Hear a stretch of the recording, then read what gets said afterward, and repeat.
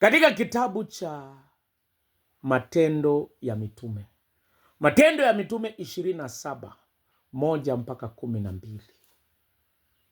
Hii iliandikwa na Daktari Luka na alielezea safari ya Paulo kusafiri kutokea Yerusalemu kwenda mpaka Rumi.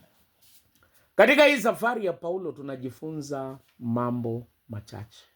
Jambo la kwanza, kila safari Mungu anadhamini kila safari. Kila mtu kwa maisha yake ako na safari yake, na Mungu anajua kila safari na anadhamini kila safari. Unapotembea, safari ya kweli ni kusafiri na Mungu.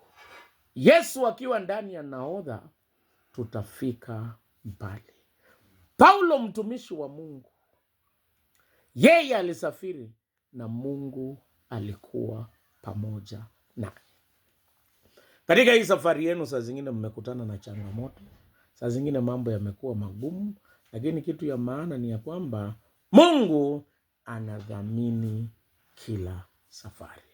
Nataka nikwambia hakuna maisha inafananishwa na mwingine. Kila maisha Mungu anadhamini kila safari. Na katika hii safari ya kusafiri, haijalishi chenye utapitia. Unajua mawimbi ya bahari ni kama inaakilisha safari. Saa zingine imetulia, saa zingine imechafuka. Lakini kitu ya maana ni ya kwamba haijalishi penye uko kwa safari, Mungu yuko pamoja nawe.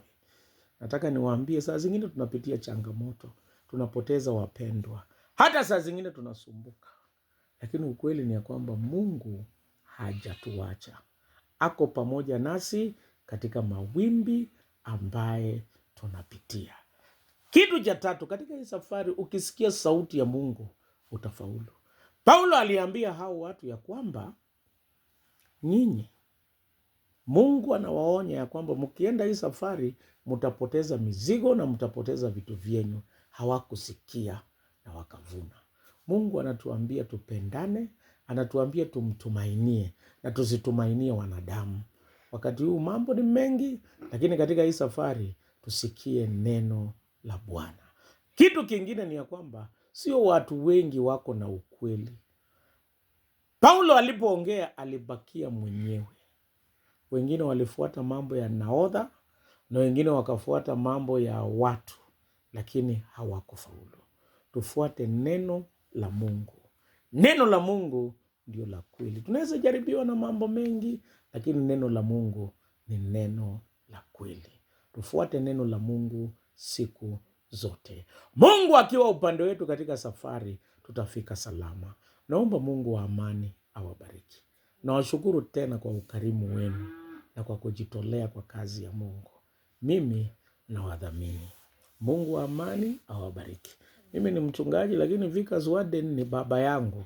So nimekuja kutembea na